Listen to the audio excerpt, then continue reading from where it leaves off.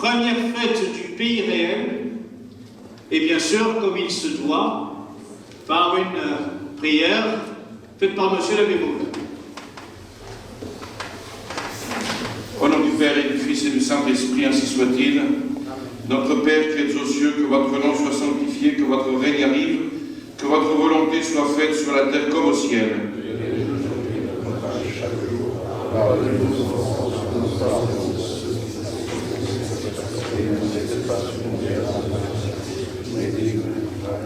Je vous salue Marie, pleine de grâce, le Seigneur est avec vous. Vous êtes bénie entre toutes les femmes, et Jésus, le fruit de vos entrailles, est béni.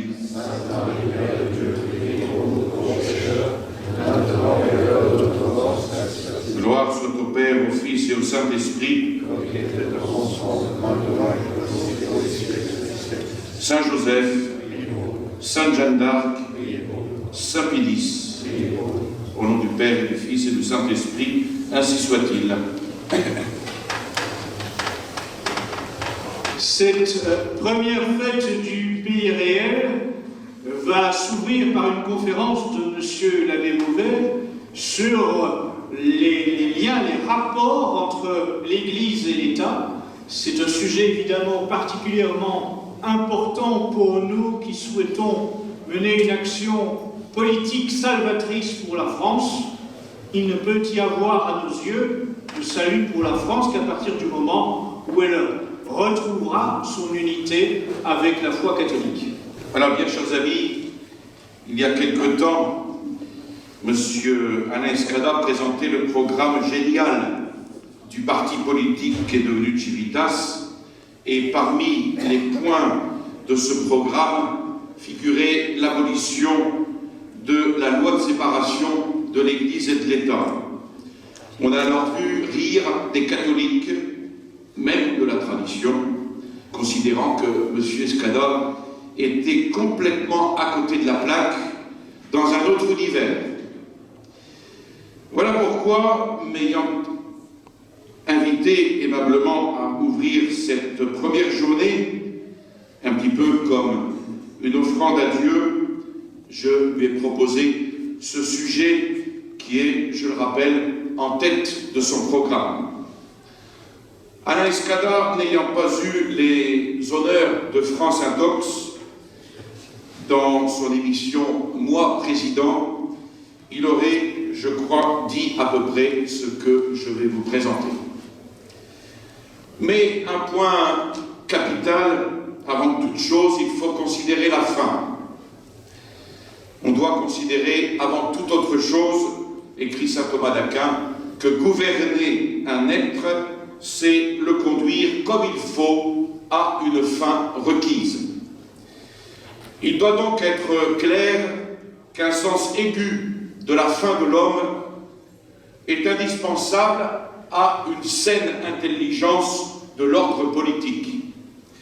Il serait en effet inconcevable que la réponse apportée au problème de notre fin, donc au problème de notre véritable épanouissement, n'ait aucun intérêt au chapitre de la politique.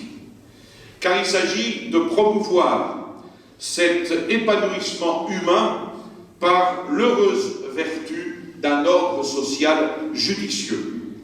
Il est donc impossible que le fait d'admettre Dieu, l'immortalité de l'âme et tout ce qui en découle soit sans importance pour la politique, soit sans importance en politique. Alors, ayons toujours, et c'est ce qui manque le plus, ayons une claire vision, une profonde intelligence de la fin de l'homme au chapitre de la politique. C'est en effet, encore une fois, par leur fin que les choses se déterminent, et il n'en saurait être autrement en politique. Se mettre en peine d'un ordre humain, sans plus s'inquiéter de la fin de cet ordre, c'est folie. Et on le constate depuis la séparation de l'Église et de l'État. On comprend dès lors que le pape Léon XIII n'est pas craint de désigner comme un des plus sûrs remèdes aux maux dont souffre la société le rappel sans équivoque de la fin de l'homme. de la fin véritable de l'homme. À elle seule, disait Léon XIII au clergé de Carpinetto, à elle seule, cette fameuse méditation sur la fin de l'homme suffirait au redressement complet de la cité. Il n'y a pas en effet de meilleure introduction à la politique que le fameux principe et fondement des exercices spirituels de saint Ignace. Il n'est pas de texte qui permette de mieux comprendre, avec la vraie nature de la fin de l'homme, l'harmonieuse disposition des moyens qui s'offrent à la fin pour l'aider précisément dans la poursuite de cette fin. L'homme est créé pour louer, honorer et servir Dieu, et par ce moyen sauver son âme. Et les autres choses qui sont sur la terre sont créées à cause de l'homme et pour l'aider dans la poursuite que Dieu lui a marquée en le créant. D'où il suit qu'il doit en faire usage, autant qu'elle le conduise à sa fin, et qu'il doit s'en dégager autant qu'elle l'en détourne. Voilà le texte de cette méditation du principe et fondement. Premier point, et ceci établi, nous en venons au deuxième point. Il y a une application évidente au plan social et politique, c'est-à-dire le devoir des sociétés envers Dieu, à savoir un culte public. L'homme est créé, nous l'avons vu, pour louer, servir et honorer Dieu notre Seigneur. Telle est la fin de l'homme. Tel est donc le but par rapport auquel l'ordre humain doit s'orienter. Devoir donc pour l'homme de louange, devoir d'honneur. Et cette dépendance absolue de Dieu vient de ce que nous sommes créatures, et Dieu est le Créateur. Et c'est donc de Dieu, comme de la cause première, que nous avons l'être. Nous avons l'être, d'où notre dépendance actuelle, absolue de Dieu, mais aussi notre reconnaissance, car il nous maintient dans cet être. Reconnaissance qui s'exprime donc par la louange, par l'adoration, reconnaissance qui devient donc un devoir. Et la louange et l'adoration sont donc obligatoires à tout ce qui est raisonnable, donc à tout ce qui est humain, à tout ce qui est doté d'une vie intelligente, les individus comme les corps sociaux. Et c'est ce qu'exprimait le pape Léon XIII dans Immortale Dei, les hommes, unis par les liens d'une société commune, ne dépendent pas moins de Dieu que pris isolément. Autant, au moins, que l'individu, la société doit rendre grâce à Dieu dont elle tient l'existence, la conservation et la multitude de ses liens. Oui, l'État, oui, la société, doit à Dieu, en stricte justice, un culte public. Et non pas seulement privé, car la société se compose de deux éléments principaux, l'autorité et la multitude. Et c'est dans ceux qui gouvernent que réside l'autorité. Ils doivent donc à Dieu un culte, non seulement comme individu, mais encore comme gouvernement, puisqu'ils dépendent directement de Dieu à ce titre. Et c'est ce qui faisait dire à saint Augustin, autre chose est pour le prince de servir Dieu en sa qualité d'individu, autre chose en sa qualité de prince. Comme homme, il le sert en vivant fidèlement, et comme roi en portant des lois religieuses, en les sanctionnant avec une vigueur convenable. Alors, pour qu'on puisse dire que la société, comme telle, rend un culte au Créateur, il ne suffit pas que nos chefs soient croyants et pratiquants à titre privé. On a entendu ça il n'y a pas très longtemps. C'est ce que martèle Léon XIII dans Libertas, la société civile, en tant que société, doit nécessairement reconnaître Dieu comme son principe et son auteur, et par conséquent rendre à sa puissance et à son autorité l'hommage de son culte. Alors non, de par la justice, non, de par la raison, l'État ne peut être athée. Même les générations païennes l'ont reconnu. La société antique reposait sur la religion. Et il a fallu la piété révolutionnaire pour réaliser ce que le monde n'avait vu jusqu'ici, une société qui prétend se passer de Dieu. Il semble pourtant que les païens auraient eu 1000 excuses s'ils avaient écarté de la Constitution leur cité, de la cité toute référence religieuse.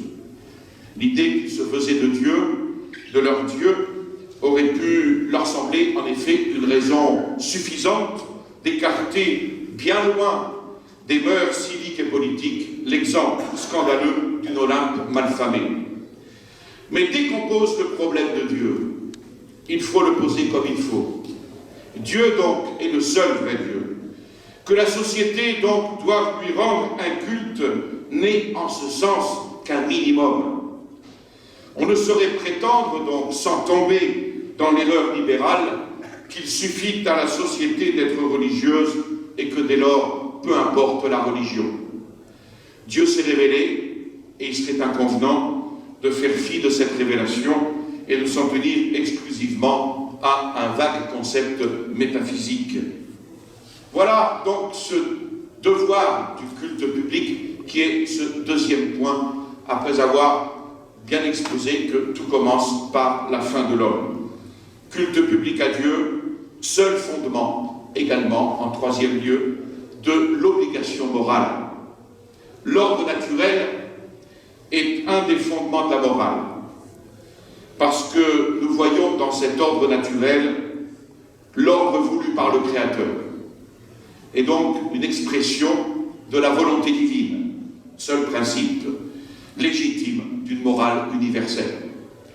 L'obligation morale de l'ordre naturel n'est logiquement péremptoire que s'il se réfère à Dieu, car c'est Dieu et lui seul qui oblige moralement à travers l'ordre naturel. Ordre naturel qui apparaît dès lors comme expression de la volonté de Dieu. Ce n'est pas à la nature que nous avons à rendre des comptes au terme de la vie, que nous aurons à rendre des comptes, mais à un juge vivant et personnel. Sans Dieu, la nature n'est plus qu'un recueil de conseils. Si je suis à moi-même ma propre fin, qui pourra jamais m'obliger à quoi que ce soit?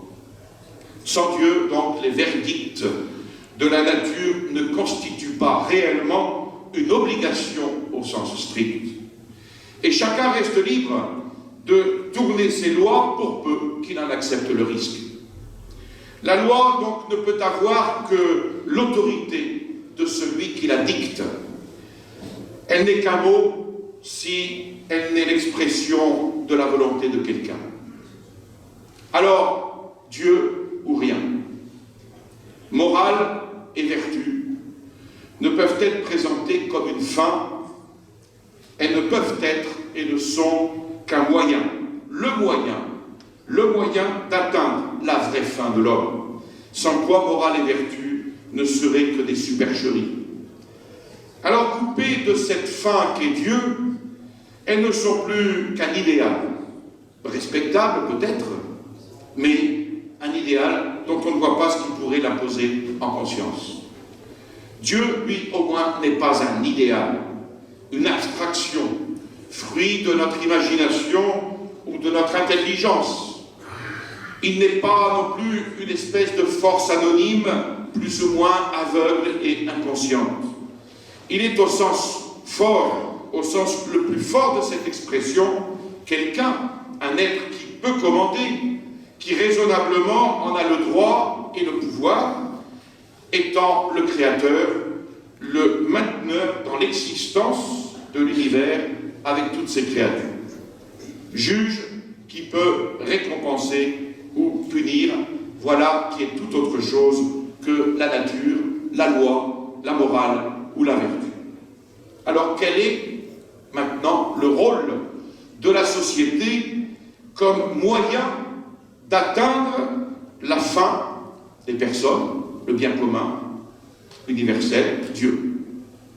Cette finalité personnelle, divine, au-delà de l'univers temporel et matériel, est encore le suprême argument de condamnation du socialisme comme de tout système tendant à faire de l'homme une simple partie de la société.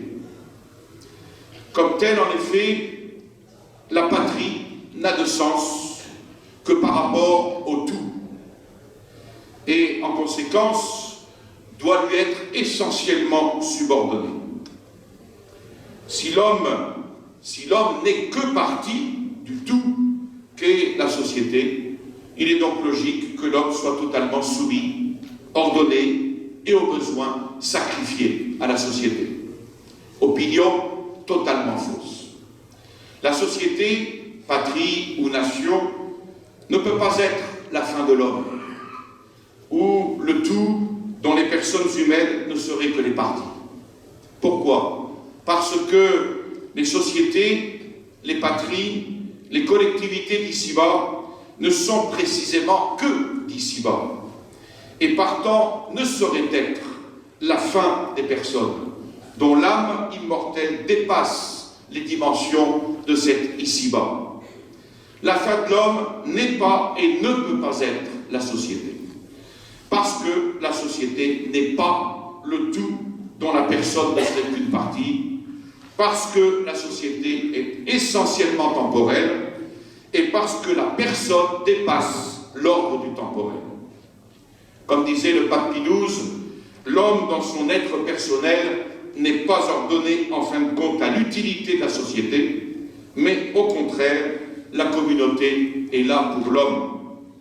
La communauté est le grand moyen voulu par Dieu pour régler les échanges, où se complètent les besoins réciproques, pour aider chacun à développer complètement sa personnalité selon ses aptitudes individuelles et sociales. Alors, bien que la société soit ordonnée à l'épanouissement personnel des individus qui la composent, ces personnes, à leur tour, doivent en quelque sorte s'ordonner à la société, par la société et dans la société. Non, certes, comme à leur fin, mais comme à la condition naturelle, moyen voulu de Dieu, de l'épanouissement, de cet épanouissement personnel de leur être dont il est la raison et le terme. Dieu seul apparaît donc dans cette perspective comme le bien commun absolument universel, en fonction duquel tout l'ordre humain, personnel, collectif, est et doit être réglé. Alors, à cette distinction fondamentale, près que la personne est plus directement et plus intimement ordonnée à Dieu que la société, Pie XII conclut, un chrétien ne peut accepter les postulats historiques de l'idéalisme et du marxisme, d'une vie terrestre privée de références transcendantes et ainsi finalisée par le devenir historique même qui la place et l'absorbe dans l'incessant processus dialectique de la pensée et de l'économie. Donc tout homme ne peut accepter, en aucun cas, le principe socialiste d'une communauté humaine qui serait comme la fin de l'homme, ou, ce qui revient quand même, une communauté humaine qui serait le tout, dont les personnes ne seraient que les parties. Donc impossible d'accepter les théories selon lesquelles l'État tend à devenir le principe et la fin de tout. Ceci étant dit, ce qui me semble primordial, voilà ce qui nous amène maintenant à considérer les deux sociétés dont nous parlons, Église et État. Quelles sont leurs relations? Quels sont les principes invariables qui transcendent tous les âges? À la base d'un ordre social chrétien, il y a donc deux sociétés. Tout d'abord, l'État, qui est une société temporelle, fondée sur les exigences, les besoins de la nature humaine. C'est une société civile qui découle de la nature même de l'homme, donc une société de droit naturel divin et de droit positif humain. Sa constitution physique et morale, ses penchants et ses instincts, l'expérience universelle et immémoriale montrent que l'homme est un être essentiellement social, fait pour naître, pour vivre et pour se développer en société. Dès l'origine, en effet, partout et toujours, on le voit, cédant au penchant irrésistible de sa nature, rechercher la société de ses semblables pour assurer en commun, sous la direction de chefs investis de plein pouvoir législatif et judiciaire, la défense de ses droits et l'acquisition des biens nécessaires à son existence matérielle, intellectuelle, morale, religieuse. Dérivant de la nature de l'homme, la société civile a, comme elle, Dieu pour auteur, législateur, maître. Elle n'est donc pas une association purement volontaire et conventionnelle. Elle ne tient donc pas ses pouvoirs et ses droits du libre consentement de ses membres. Elle n'est donc pas indépendante de Dieu, et donc libre de s'organiser à sa guise et de poursuivre le but qui lui plairait. En réalité, l'État tient tout de Dieu. Ses éléments essentiels, l'autorité, une fin propre et les moyens nécessaires pour l'atteindre. Et puis ses pouvoirs de commander, de légiférer, de punir au nom de Dieu. Et ses devoirs pour les chefs d'assumer le bien commun, d'assurer le bien commun, pour les sujets de leur obéir, en tant qu'ils appliquent le bien commun, ils assurent le bien commun, et pour la société tout entière, de reconnaître sa dépendance vis-à-vis de Dieu, de se soumettre aux lois divines, naturelles et révélées, et de réaliser ainsi aussi parfaitement que possible son idéal, qui est de faciliter à tous l'obtention de la fin dernière. Voilà la doctrine de l'Église sur l'État, telle qu'on la trouve exposée chez Léon XIII dans Immortali Dei sur la constitution chrétienne des États. L'homme a besoin de ses semblables.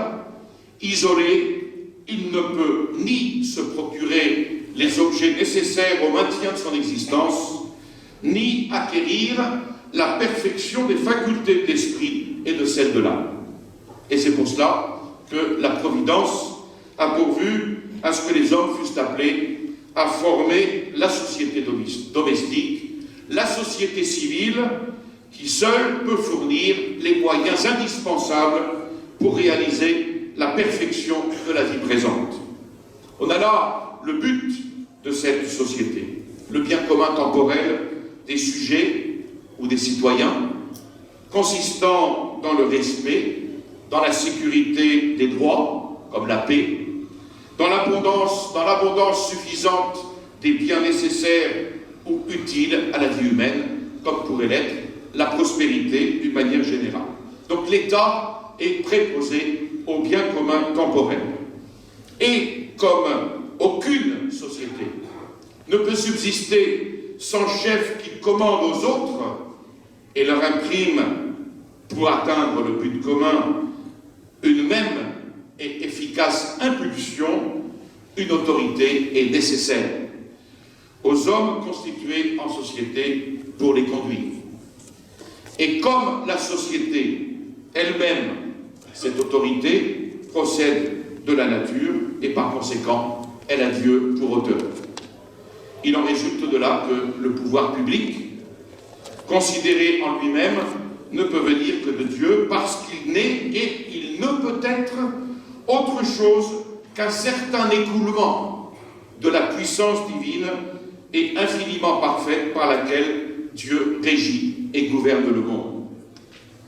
Car Dieu seul est véritable Seigneur de l'univers et toutes les créatures doivent nécessairement lui être soumises et lui obéir. et tous ceux qui ont le droit de commander le tiennent uniquement de Dieu, chef suprême de l'univers. C'est en ce sens-là que l'on dit que toute puissance vient de Dieu. Et quelle que soit la forme du gouvernement, tout chef d'État doit avoir donc le regard fixé sur Dieu, le prendre pour règle et pour modèle. Et c'est pour cette raison que le commandement doit être juste, c'est-à-dire s'exercer à l'avantage des citoyens, sachant que le chef d'État, revêtu de l'autorité, l'a été pour le bien public et pas pour autre chose, encore moins pour ses intérêts personnels.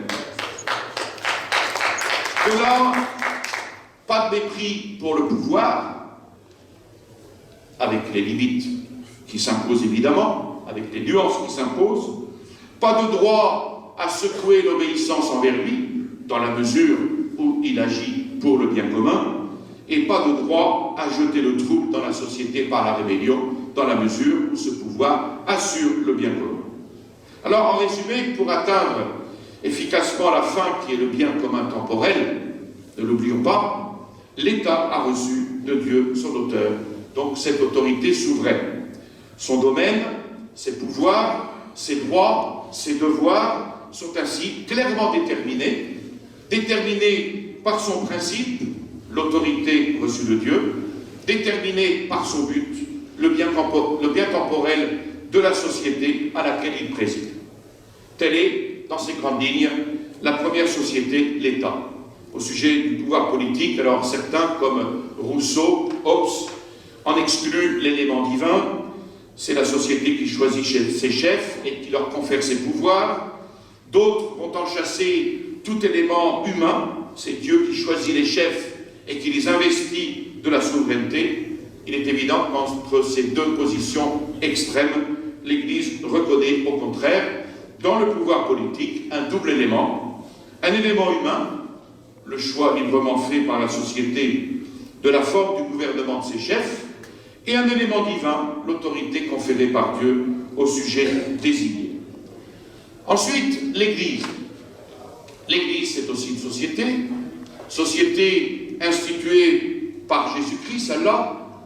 Dans quel but? Eh bien, dans le but de continuer l'œuvre de l'incarnation et de la rédemption, c'est-à-dire œuvre par laquelle Jésus-Christ s'est fait homme et est mort sur la croix pour racheter nos péchés. Alors, à l'encontre de l'État, l'Église n'est pas exigée par la nature de l'homme. Elle ne relève pas donc du droit naturel. Ici, je précise bien qu'il s'agit de l'Église et non pas de la religion. Elle a été, cette Église, directement et immédiatement instituée par le mandataire officiel de Dieu sur terre, Jésus-Christ. Elle est donc une société de droit divin positif. De droit divin parce qu'elle est fondée par la volonté et sur l'autorité de Dieu, et de droit divin positif pour cette raison qu'elle est le résultat d'une intervention positive de Dieu dans l'histoire. Elle n'est pas non plus comme l'État une société temporelle, politique et profane. Elle est une société spirituelle, surnaturelle, religieuse, mais elle ne laisse pas pour cela de posséder à l'égard de l'État tous les éléments essentiels d'une société, c'est-à-dire une autorité, des pouvoirs, une fin propre, les moyens de l'atteindre. Elle ne laisse pas non plus pour cela de jouir sur le terrain religieux des mêmes droits et des mêmes privilèges que l'État sur le terrain temporel. Il y a 2000 ans, notre Seigneur Jésus-Christ, envoyé par son Père, est venu sur la terre pour sauver les hommes. Il ne s'est pas contenté d'exercer en leur faveur son triple pouvoir de docteur, de pasteur et de prêtre de toute l'humanité. Avant de remonter vers son Père, il a institué une société universelle, perpétuelle, obligatoire, l'Église catholique. Il a mis à sa tête une autorité, les apôtres et leurs légitimes successeurs. Il leur a transmis son triple pouvoir d'enseigner, de diriger et de sanctifier les âmes. Et il les a investis du mandat de remplir cette triple fonction jusqu'à la fin du monde. et d'autre part, il a fait à l'humanité un devoir de soumission, pour le spirituel à l'Église, pour le temporel à l'État. Alors, pour atteindre sa fin essentielle, le salut des âmes, la félicité éternelle, l'Église est donc, elle, préposée aux biens spirituels et surnaturels. Et pour atteindre cette fin, l'Église a reçu de Jésus-Christ l'organisation convenable et les pouvoirs nécessaires qui en font donc une société parfaite. L'Église se présente donc, de par la volonté de Dieu, comme une société aussi nécessaire et indispensable à la vie de l'âme que l'État à la vie du corps. Le domaine immédiat de l'Église est certes celui des âmes et des intérêts spirituels, mais il s'étend aussi au corps, aux intérêts temporels, dans la mesure où il touche au premier. Ça, nous allons le voir ensuite. Et de cette mesure, l'Église est seule juge. Ce qui revient maintenant, après avoir exposé cette société qu'est l'État, cette société qu'est l'Église, à voir quels sont ces deux domaines, quelles sont les deux sociétés chargées par Dieu d'aider les hommes à réaliser leur destinée. Mais elles ont chacune leur fin particulière, leur objet propre et leur domaine circonscrit. Deux domaines donc, composés d'un corps et d'une âme, appelés à mener une vie corporelle et spirituelle, profane et religieuse, temporelle et éternelle. L'homme a nécessairement des besoins de deux sortes, des besoins matériels et temporels, et des besoins spirituels et religieux. Et d'autre part, comme on l'a vu, l'État est essentiellement une société temporelle, terrestre, l'Église, au contraire, une société spirituelle. On ne peut donc douter, dès lors, que, de par la volonté de Dieu, l'État n'ait pour rôle de pourvoir aux besoins temporels et profanes de ses membres, et l'Église à leurs intérêts religieux et spirituels et éternels. Et c'est ce qu'enseigne, encore une fois, Léon XIII dans Immortale Dei. Donc, rôle respectif, le rôle de l'État, assurer d'abord à ses membres la jouissance paisible de leurs droits et l'abondance des biens matériels nécessaires et utiles à l'existence. Ensuite, dans la mesure où les circonstances le permettent, procurer à tous les ressources d'ordre intellectuel et moral qui sont propres à faciliter la culture et le développement moral de leurs facultés. Donc, objet propre du pouvoir temporel, félicité naturelle des hommes par le moyen de l'ordre extérieur, en garantissant à chaque membre du corps social la possession, l'exercice des droits de conservation, de propriété. Et puis, en favorisant l'œuvre de son perfectionnement, c'est-à-dire en lui prêtant sa coopération positive là où elle est nécessaire pour atteindre le développement de ses forces physiques, intellectuelles et morales, suivant les lois que Dieu a établies et dans l'ordre de la nature. Quant au rôle de l'Église, éclairer, enseigner les âmes sur le but de la vie, les moyens de l'atteindre, les diriger à travers les obstacles de ce monde vers leur destinée, et puis leur procurer ce chemin vers l'éternité, les secours dont les sacrements et le culte chrétien sont une source fécondante et intarissable. Alors, dans la suite, maintenant, il y a une souveraineté de l'Église et de l'État, distinctes quant à leur fin, distinctes quant à leur objet propre. Les deux sociétés, chacune dans leur domaine, jouissent d'une pleine et entière souveraineté. Ces deux sociétés ont donc une fin particulière et nettement définie, mais elles possèdent aussi tous les moyens de la réaliser, c'est-à-dire autorité et pouvoir propre. Elles sont donc douées des organes nécessaires à la vie, et elles constituent donc, chacune dans leur sphère respective d'action, des sociétés parfaites et complètes, et par conséquent autonomes, indépendantes, souveraines dans leur domaine. D'où il résulte qu'en matière purement temporelle, civique, politique, l'État est maître chez lui, exclusif et absolu. Tant qu'il se maintient strictement sur son propre terrain, évidemment respectant par ailleurs les lois de la morale et de la révélation chrétienne, l'Église doit respecter cette souveraineté et n'a pas à se mêler de ses affaires temporelles au risque d'empiéter manifestement sur le domaine de l'État. Évidemment, en matière morale et religieuse, encore une fois, l'Église est totalement autonome, maîtresse chez elle, et l'État n'a aucun droit d'intervention. L'Église ne se croit pas permise, écrivait le pape Pie XI dans Ubi Arcado, l'Église ne se croit pas permise de se mêler sans raison au gouvernement des affaires terrestres et purement politiques.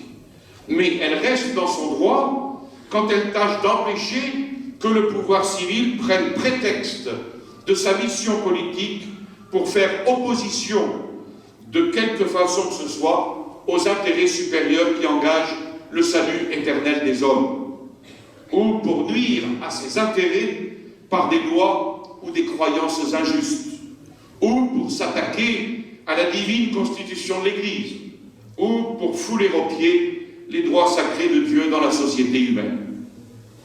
Ou encore, Pie XI, l'Église ne vise qu'à marcher parallèlement au pouvoir public pour travailler sans doute sur le même sujet qu'est l'homme, mais par des voies et dans le dessein élevé que lui assigne sa mission divine. Accuser l'Église de visée ambitieuse est une calomnie employée du reste comme prétexte pour masquer une tyrannie. L'Église, comme son divin fondateur, a été le plus souvent, au contraire, la victime de l'oppression et de l'injustice. Donc, distinction des pouvoirs, mais étant sauve la subordination indirecte de l'État vis-à-vis de l'Église et tout ce que cela implique. Distinction, mais jamais séparation. Dès lors, union de l'Église et de l'État, c'est-à-dire leur concorde mutuelle, leur unanimité d'action sont éminemment souhaitables. Le point d'abord de la coopération.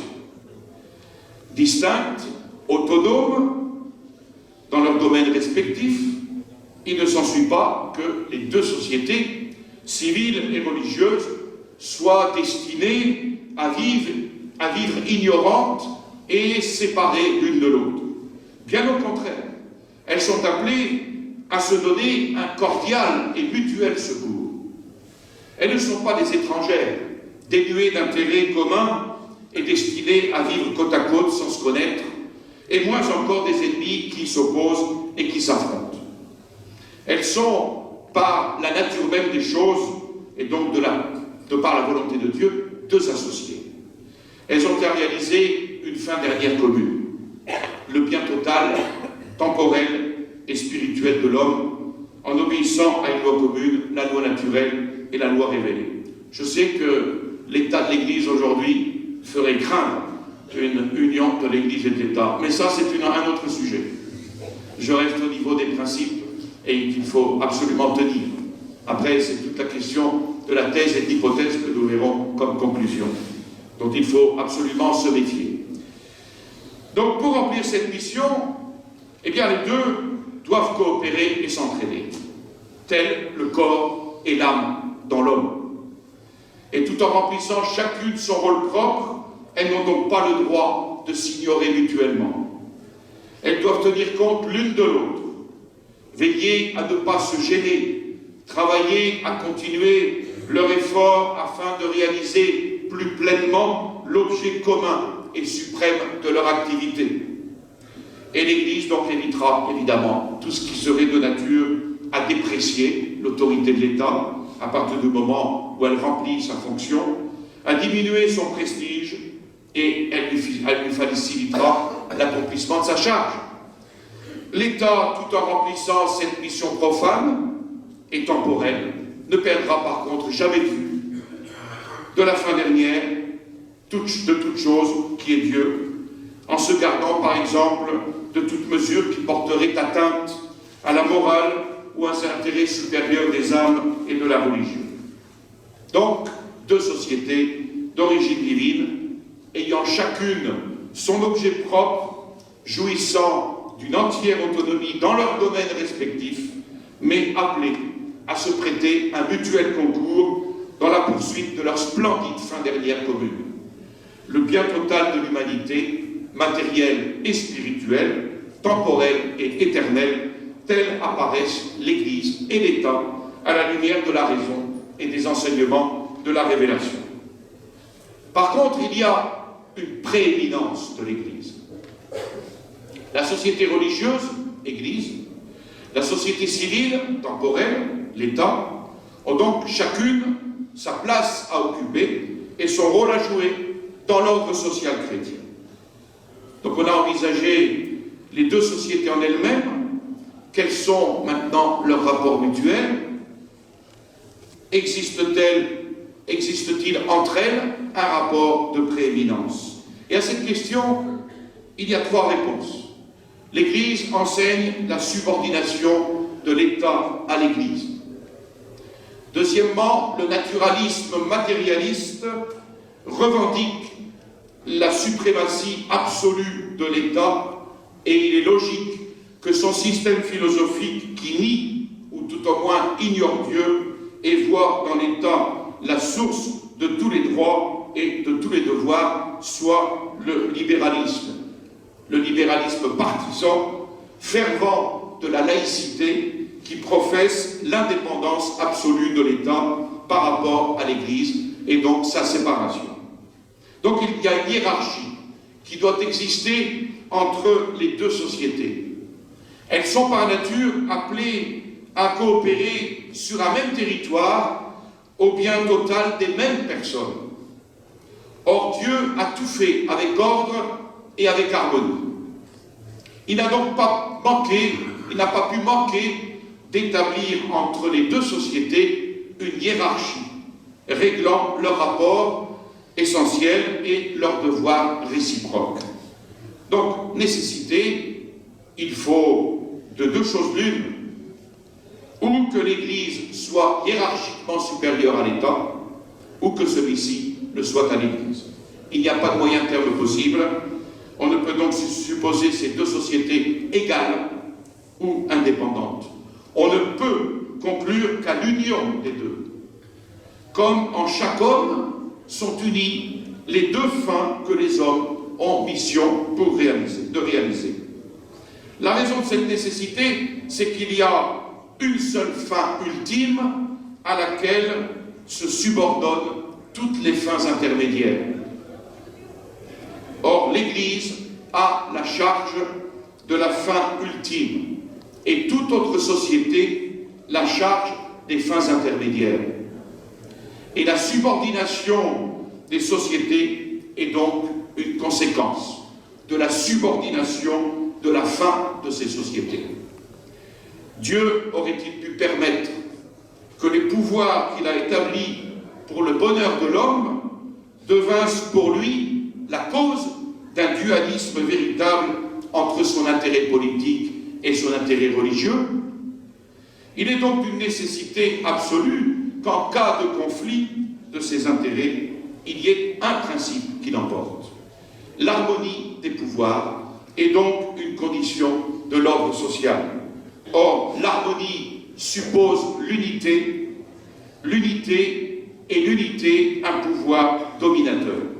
N'admettre donc aucune subordination entre ces deux puissances, c'est évidemment ériger l'anarchie en règle. Laquelle de ces deux sociétés est-elle suréminente? La conclusion, vous la tirez de vous-même.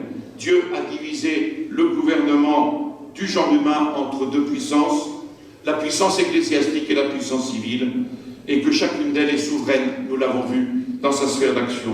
Toutefois, leur autorité s'exerçant sur les mêmes sujets, il peut arriver qu'une seule et même chose ressortisse à la juridiction et au jugement de l'une et de l'autre puissance. Il était donc sage la part, il était digne de la sage providence de Dieu, qui les a établies toutes les deux, de tracer leur voie et leur rapport entre elles.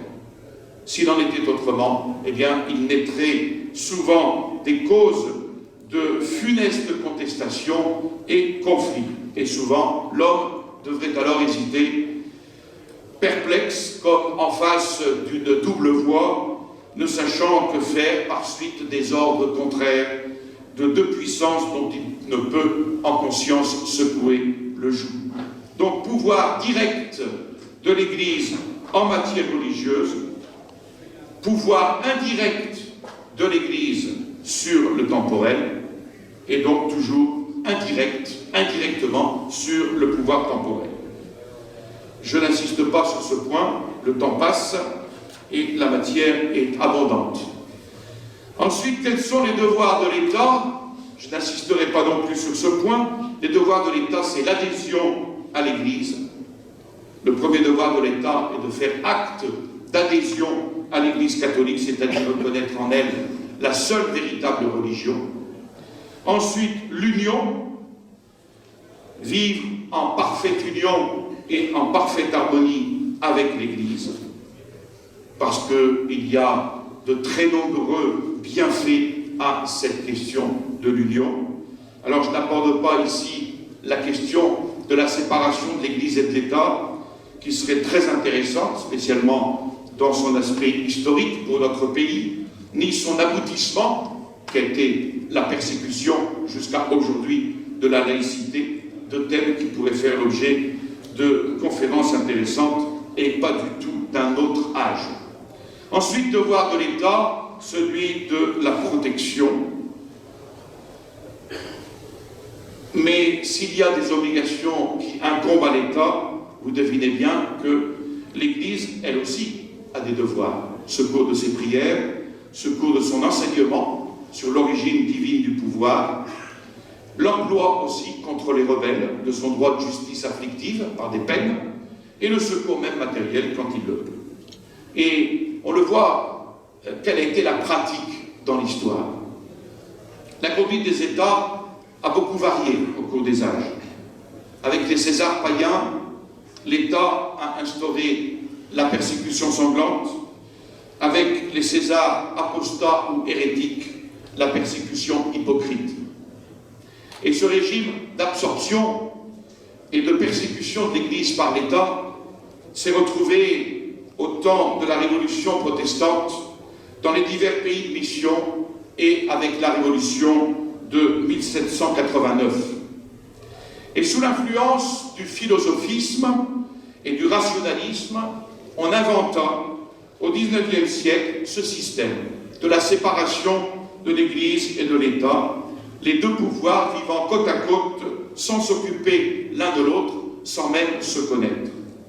C'est ce qu'on appelle l'athéisme politique et social de l'État, c'est-à-dire la négation du droit essentiel de Dieu, de Jésus-Christ, la négation de toute politique chrétienne dommageable à l'Église comme à l'État.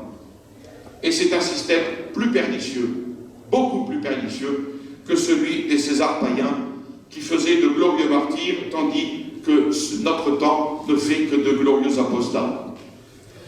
Parfois, cependant, l'État comprit son devoir à l'égard de l'Église et mit sa politique et sa législation en accord avec son enseignement. Et il lui accorda une efficace protection féconde en bienfaits. Ce fut l'insertion du droit divin dans le droit public des peuples. Constantin, Théodose, Charlemagne, Saint-Louis, Saint-Ferdinand, Saint-Étienne, Saint-Édouard, Garcia Moreno. Malheureusement, cette protection dégénéra parfois et devint quelquefois, oui, oppressive, corruptrice, non pas à cause du système de la subordination indirecte de l'État à l'Église, mais à cause d'une application défectueuse par l'État de cette excellente théorie. Et de nos jours, étant donné la profonde division des consciences, on a dû instaurer le régime liberté civile des cultes ou de la tolérance.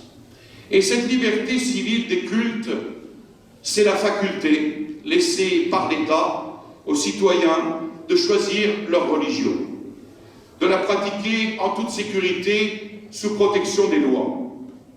Et en vue de déterminer la mesure de cette tolérance et de préciser sa propre situation légale, l'Église établit, d'accord avec l'autorité civile, des concordats où, sans traiter d'égal à égal, sans renier aucun de ses droits, fait des concessions, parfois fort grandes, en vue d'éviter un plus grand mal et d'obtenir un plus grand bien. Et l'Église, le regard toujours fixé sur sa fin essentielle, qui est le salut éternel des âmes, ne fait alors que se plier prudemment aux circonstances et tirer le meilleur parti possible de ce qui est, tout en continuant à tendre à ce qui doit être. Mais tant que dure le concordat, l'Église s'en tient à ces stipulations, alors que trop souvent, au contraire, l'État ne se gêne pas pour les violer ou en abuser. En conclusion, l'Église a toujours condamné, jusqu'à Vatican II, exclu, la séparation de l'Église et de l'État, et sa mise en œuvre dans une nation catholique. Nous sommes fils de l'Église. En tant que catholiques, nous n'avons pas le droit de transiger sur ce point. Nous n'avons pas le droit non plus de faire valoir nos opinions personnelles, bien souvent plus subjectives et sentimentales qu'objectives et rationnelles. Nous l'avons vu, cette séparation place la vraie religion sur le même pied d'égalité que les religions fausses. Et cela est inadmissible. Nous l'avons vu, cette séparation relègue injustement l'Église catholique au rang du droit commun à toutes les associations dans l'État et en définitive attente au droit public de l'Église. Alors, est-ce que c'est d'un autre âge que de revendiquer, comme Civitas le revendique à juste titre, cette union de l'Église et de l'État? Certains objectent qu'il serait aujourd'hui impossible de revenir en arrière. Alors, laissons tomber la question. Pourquoi, dans un programme politique, revenir sur cette question? À quoi bon Civitas réaffirmerait-il la nécessité de cette union de l'Église et de l'État? Léon XIII et Pie XII donnent une réponse intéressante au sujet des États-Unis. Léon XIII dans Longiniqua, Océanie. Chez vous, grâce à la bonne constitution de l'État, l'Église n'étant gênée par des liens d'aucune loi, étant défendue contre la violence par le droit commun, a obtenu la liberté garantie de vivre et d'agir sans obstacle. Pourtant, il faut se garder d'une erreur. Cette phrase est importante. Qu'on n'aille pas conclure que la meilleure situation pour l'Église est celle qu'elle a en Amérique, ou bien qu'il soit toujours permis et utile de séparer, de disjoindre les intérêts de l'Église et de l'État comme en Amérique. L'Église produirait encore bien plus de fruits si elle jouissait de la faveur des lois et de la protection des pouvoirs publics. Et puis Pie XII reprend le même sujet concernant l'Amérique. Il peut être intéressant et même surprenant pour l'histoire de rencontrer aux États-Unis d'Amérique un exemple, parmi d'autres, de la manière dont l'Église réussit à s'épanouir dans les situations les plus disparates. Mais cela change-t-il quelque chose au principe? Non. Cette précision ne change rien à ce que l'Église considère comme normal et comme l'idéal par rapport à ce qu'elle tient pour l'exception liée à des circonstances particulières. Un état de fait qui tend de plus en plus à être contraire à l'état de droit laisse néanmoins intact cet état de droit. Donc le succès, d'ailleurs tout relatif, de l'Église dans ces pays, les USA, n'infirme nullement la thèse catholique.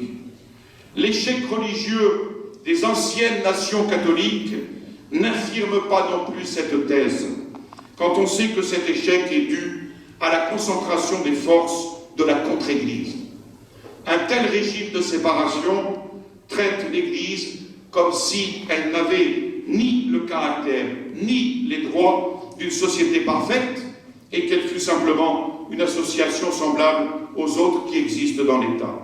Donc cette séparation de l'Église et de l'État est une profession officielle d'indifférentisme, ce qui équivaut à l'athéisme, ce qui est une prise de position contraire au devoir de l'État de reconnaître le Christ. Et elle conduit sans aucun doute sûrement les familles et les individus à l'indifférentisme et à l'athéisme. Alors précisons que ce régime de séparation n'est autre que celui dit des libertés modernes ou de l'athéisme politique et social issu du rationalisme.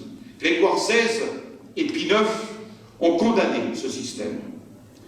Et c'est là toute l'erreur de la formule « l'Église libre dans l'État libre », formule de Montalembert, disciple de Lamennais. Montalembert, sous le coup d'une condamnation par Rome, le père Sensi, pour le sauver, va inventer la fameuse distinction entre thèse et hypothèse. Les libertés modernes, si on les pose en thèse, c'est-à-dire comme des principes universels, applicables à tous les temps et à tous les pays, fondés sur la nature elle-même et sur le plan divin, sont absolument condamnables et ont été maintes fois condamnés. Mais à titre d'hypothèse, c'est-à-dire comme des dispositions appropriées à la situation spéciale de tel ou tel peuple, elles peuvent être légitimes et les catholiques peuvent les aimer et les défendre. Et c'est Monseigneur Dupanloup qui reprendra cette distinction thèse et hypothèse, démontrant que le syllabus ne visait qu'une société idéale qui n'a jamais existé, mais ne devait rien changer à l'attitude du catholicisme libéral, parce qu'il n'est pas en thèse, mais en pleine hypothèse. Et les catholiques libéraux acceptent la doctrine, la thèse, mais ils se tiennent exclusivement dans le domaine de l'hypothèse, et là, ils se considèrent comme juges souverains et infaillibles. Aucune condamnation pontificale ne pourrait plus les atteindre. Et sous le prétexte qu'ils s'occupent du relatif et du concret, ils écoutent ce qu'ils appellent à dessein l'absolu, la thèse, qui est reléguée dans le monde de l'idéal, bientôt dans le monde de la chimère ou de l'utopie, complètement séparée du monde réel. Et dès lors, ils se conduisent en fait comme si cette thèse n'existait pas. Et on les voit s'exclamer « Nous ne voulons plus que la liberté et l'égalité dans le droit commun », ajoutant avec une naïve confiance « C'est la conclusion logique de la liberté de conscience ». Eh bien ça, c'est le vœu de la franc-maçonnerie. Ramener l'Église, réduire les catholiques au droit commun au nom même de la liberté de conscience. Mais par ce droit commun, on entend un système où tout droit dérive uniquement de la volonté générale du peuple souverain, de l'État, source et mesure du droit. Et par liberté de conscience, on entend le droit à l'incroyance, le droit à l'athéisme, ce qui va évidemment directement contre la religion d'État et la politique chrétienne. Pour terminer, laissez-moi citer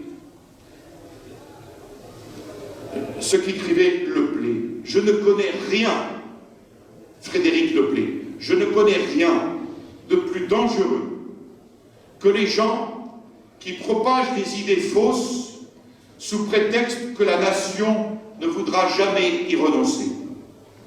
Si elle n'y renonce pas, elle périra.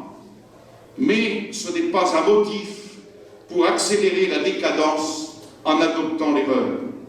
Il y a d'autres règles de réforme que de chercher le vrai confesser sans réserve, quoi qu'il arrive. Ce que j'ai essayé de faire aujourd'hui, et je vous remercie de votre écoute.